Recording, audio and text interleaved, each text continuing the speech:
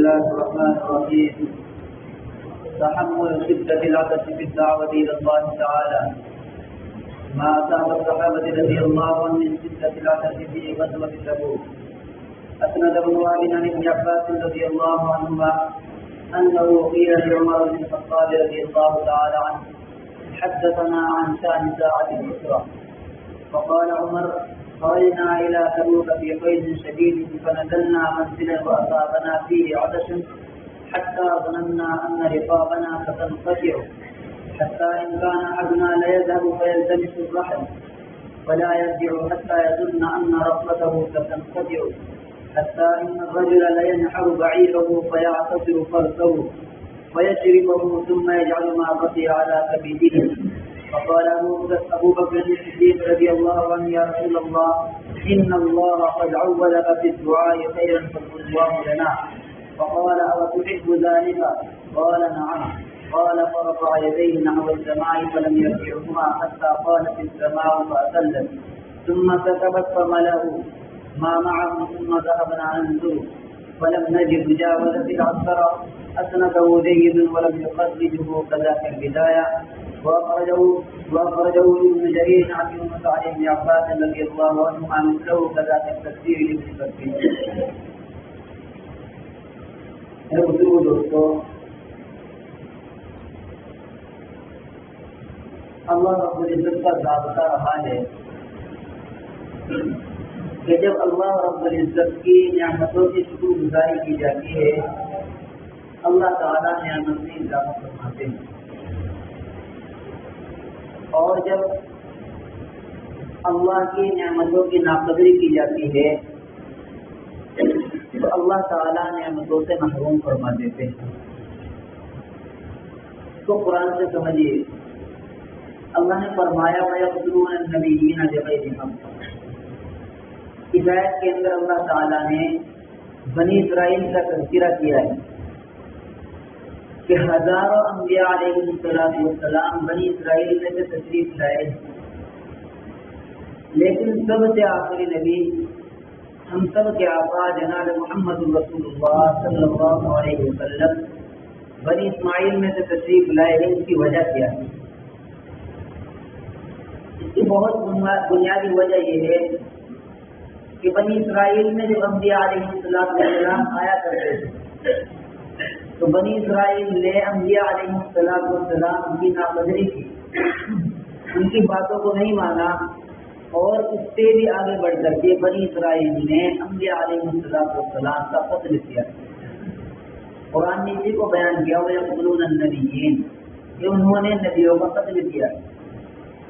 دیکھو اللہ کی اتنی عظیم نعمت کہ انبیاء علیہ السلام بنی اسرائیل میں سے آ رہے ہیں، ان کے اولاد میں سے آ رہے ہیں، اور انہوں نے ناقدری کی تو اللہ نے چھین لیا کہ سب سے آخری نبی اور سب کے نبی جناب محمد رسول اللہ صلی اللہ علیہ وسلم بنی اسماعیل میں سے آئے، تو انہوں نے ناقدری کی، اللہ نے چھین لیا۔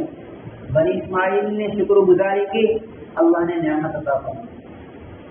تو تمام نعمتوں میں سے ایک بہت بنیادی نعمت اللہ رب العزت نے ہم سب کو یہ دعوت اللہ کی محنت کی۔ اگر ہم اس دعوت اللہ کی محنت کو کرتے رہیں گے اور اللہ کا شکر ادا کرتے ہوئے کام میں لگے رہیں گے، کام کو کرتے رہیں گے، تو اللہ تعالیٰ ہمیں اور رزق عطا فرمائیں گے اور اللہ رب العزت ہم سے اور زیادہ کام لیں گے۔ کیونکہ اور اسی کے ساتھ ساتھ ہمیں کام کو کرنا ہے، اللہ رب العزت کے وعدوں کا یقین دل کے اندر ہونا ہے، تو اللہ کی مدد یقینی ہے۔ اگر ایک آدمی کو اللہ کی مدد کا یقین نہیں ہے تو چاہے وہ کتنے اعمال کر لے، کتنا ہی وہ دعوت اللہ نے اپنے آپ کو کھپا لے، اگر اللہ کی مدد کا یقین نہیں تو اللہ کی مدد نہیں آتی، کیونکہ اللہ کی مدد اور اللہ کے جتنے وعدے تمام کے تمام یقین کے اوپر، یقین ہی نہیں ہے تو اللہ تعالیٰ اپنی مدد اس کے ساتھ نہیں فرماتے۔ اللہ تو اپنی مدد اس کے ساتھ فرماتے ہیں کہ انسان میں جو یقین ہوتا ہے، قرآن کی آیت ہے کہ اگر تم اللہ کے دین کی مدد کرو گے اللہ تعالیٰ تمہاری مدد کرے گا۔ تو بزرگ دوستوں، بنیادی محنت اتنی عظیم محنت ہے کہ انسان اس محنت کو کرتا ہوا اللہ سے اپنے مسائل کا حل کرا سکتا ہے. کیسے؟ جیسے صحابہ کرام نے کرایا. حضرت انس رضی اللہ تعالیٰ دعوت اللہ کی محنت میں اپنے آپ کو کھپایا ہے، اپنے آپ کو لگایا ہے، تو اللہ رب العزت سے اپنے کھیت کے اندر بارش کرائی. اور بزرگ دوستوں صحابہ کرام اللہ کے راستے میں نکلے، جہاد میں نکلے، وہاں جا کر کے جب صحابہ کرام کے اوپر تکلیف آئی، پریشانی آئی، تو صحابہ کرام نے اللہ کی مدد مانگی اور اللہ سے اپنے مسائل کا حل کرایا ہے. حضرت عمر رضی اللہ تعالیٰ سے کسی نے کہا کہ آپ ہمارے سامنے کسی مشکل گھڑی کے بارے میں بیان کیجیے کہ آپ کے ساتھ کوئی مشکل گھڑی پیش آئی ہو، آپ اس کے بارے میں ہمارے سامنے بیان کیجیے. وہی آج کی عبارت کے اندر پڑھا گیا ہے. حضرت عمر رضی اللہ تعالیٰ سے ابن عباس رضی اللہ عنہ نے عرض کیا کہ آپ ہمارے سامنے مشکل گھڑی کے بارے میں بیان کیجیے. اور وہ گھڑی کون سی؟ تو گھڑی غزوہ تبوک کی، کہ غزوہ تبوک کے بارے میں ہمارے سامنے کچھ بیان کیجیے. تو حضرت عمر رضی اللہ تعالیٰ عنہ کہتے ہیں کہ ہم غزوہ تبوک میں سخت گرمیوں میں نکلے، غزوہ تبوک میں سخت گرمیوں میں نکلے. فنزلنا منزلا واصابنا فيه عطش، تو ہم ایک ایسے مقام پر پہنچے کہ جس مقام پر پہنچ کر کے ہمیں پیاس لگی، اور پیاس بہت شدت کے ساتھ لگے، پیاس بڑھ گئی. یہاں تک کہ صحابہ کرام کہتے ہیں، حضرت عمر کہتے ہیں کہ ہمیں یہ گمان ہوا کرتا تھا، ایسا محسوس ہو رہا تھا کہ ہماری گردنیں ٹوٹ جائے گی، گردنیں ٹوٹ جائے گی، یعنی یہ کہ ہمارا انتقال ہو جائے گا، ہم مر جائیں گے. ایسی پیاس کی شدت، نہ بولا جا رہا ہے، زبان میں کانٹے کھڑے ہوئے ہیں، نہ کسی کے ساتھ باتیں کی جا رہی ہے. ایسی حالت صحابہ کرام کی ہو گئی گرمی کی وجہ سے. اور پھر فرماتے ہیں کہ حالت ایسی تھی کہ اگر ہمارے میں سے کوئی آدمی اپنی سواری کو تلاش کرنے کے لیے، اپنے اونٹ کو یا اپنے گھوڑے کو تلاش کرنے کے لیے جاتا، تو اس حالت میں لوٹتا تھا کہ ایسا گمان ہوا کرتا تھا، ایسا لگتا تھا کہ ہم قریب اس کی گردن ٹوٹ جائے گی، یعنی اس کا بھی انتقال ہو جائے گا. یہاں تک کہ بعض صحابہ نے پیاس کی شدت کی وجہ سے اپنے اونٹوں کو ذبح کرنا شروع کیا. اپنے اونٹوں کو صحابہ کرام نے ذبح کیا اور اونٹ کو ذبح کر کے اس کی اوج کو نکالا. اوج کو نکال کر کے اوج کے اندر سے جو پھونس نکلا، اس پھونس کو صحابہ کرام نے نچوڑا، اور نچوڑ کر کے جو اس کے اندر سے پانی نکلا، پیاس کی شدت کی وجہ سے صحابہ کرام نے اس پانی کو پیا. اور پھر جو خون تھا، اس خون کو صحابہ کرام نے اپنے سینے سے اور اپنے پیٹ سے چمٹا لیا تاکہ باہر کی ٹھنڈک اندر پہنچ جائے. اس پر انہوں نے صبر کیا کہ پانی خون کا نکال کر کے نچوڑ کر جو اس کو پیا اور اسے اپنے سینے اور اپنے پیٹ سے چمٹا لیا تاکہ کچھ ٹھنڈک اندر پہنچ جائے. پھر حضرت ابوبکر صدیق رضی اللہ عنہ نے کہا، اللہ کے رسول، اللہ تعالیٰ ضرور آپ کی مدد فرمائیں گے، آپ ہمارے لیے دعا کیجیے.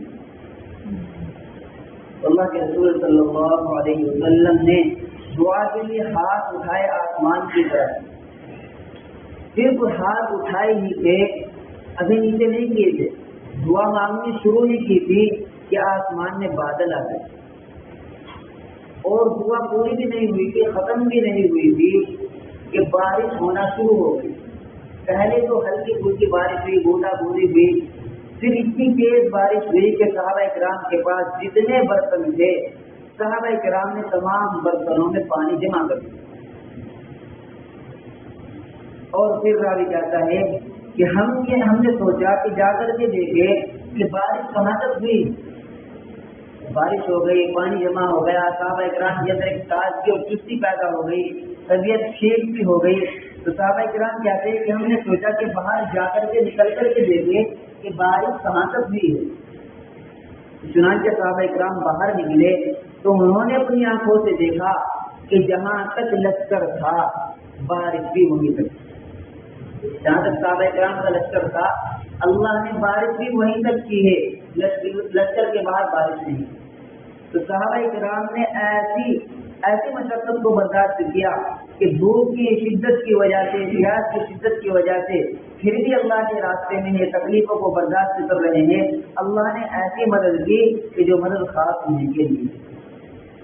تو ایک آدمی، ایک عام آدمی اگر دعوت اللہ کے کام میں اپنے آپ کو کھپائے، اپنے آپ کو لگائے اور اس کے اوپر حالات نہ آئے، تو مولانا یوسف صاحب رحمۃ اللہ علیہ فرمایا کرتے تھے کہ ایسا تو ہو سکتا ہے کہ سورج نکلے اور روشنی نہ ہو، سورج نکلے اور روشنی نہ ہو، لیکن ایسا نہیں ہو سکتا کہ ایک آدمی انبیاء علیہ السلام والی اس دعوت کے اللہ اور اس بنیادی محنت کو لے کر کے کھڑا ہو اور اس کے اوپر حالات نہ آئے۔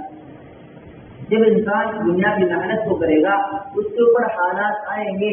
اللہ کے نبی صلی اللہ علیہ وسلم جب تک اپنی عبادت میں لگے رہے، حضور کو کسی نے پریشان نہیں کیا، لیکن جب اس کلمے کی بنیادی محنت کو لے کر کے کھڑے ہوئے ہیں، سب سے پہلے پتھر مارنے والا حضور کا چچا۔ تو ایک انسان اگر اپنی عبادت کرتا رہے گا، اس کے اوپر حالات نہیں آئیں گے، لیکن جیسے ہی اللہ کے اس کلمے کو لے کر کے کھڑا ہوگا، اس کے اوپر حالات آئیں گے، اور ان حالات میں اسے سنبھلنا، ان حالات کو اپنے سامنے رکھ کر کے اور اللہ کی مدد پر یقین رکھ کر کے، نظر رکھ کر کے اپنے آپ کو چلانا، یہ بنیادی محنت۔ اگر حالات آئے اور کام کو چھوڑ کر کے بیٹھ گیا تو اس کے حالات درست نہیں ہوتے۔ حالات درست ہو گئے، کام میں لگے رہنے۔ وہ بنیادی چیز ہے کہ اپنے آپ کو کام کرتے ہوئے اللہ کے یہاں قبول کرانا ہے، اللہ کے یہاں اپنے آپ کو کام کرتے ہوئے قبول کرانا ہے، اور دوسری چیز اپنے آپ کو شہرت سے بچانا ہے۔ تو پتہ کیسے چلے گا کہ ہم اللہ کے یہاں قبول ہو رہے ہیں یا نہیں ہو رہے؟ ہمارے اندر شہرت ہے یا ہم کام میں اخلاص کے ساتھ لگے ہوئے؟ علماء فرماتے ہیں کہ کام کرتے ہوئے اگر ہماری زندگی میں صفات نبوت، مزاج نبوت آ گیا تو ہم سمجھ لیں کہ ہم اللہ کے یہاں قبول ہو رہے ہیں۔ اور اگر کام میں لگنے کے بعد بھی، کام کو کرنے کے بعد بھی ہماری زندگی میں صفات نبوت، مزاج نبوت کا معاملہ نہیں ہو رہا ہے، تو بھی ہم کام میں اخلاص کے ساتھ نہیں لگے ہوئے ہیں، ہم اپنے کام میں، اللہ کے کام میں مخلص نہیں ہیں۔ تو اپنے آپ کو اللہ کے یہاں قبول کرانا یہ سب سے بنیادی ذمہ داری ہے۔ اللہ رب العزت ہم سب کو اخلاص کے ساتھ کام کرنے کی اور کام میں جمع رہنے کی توفیق عطا فرمائے۔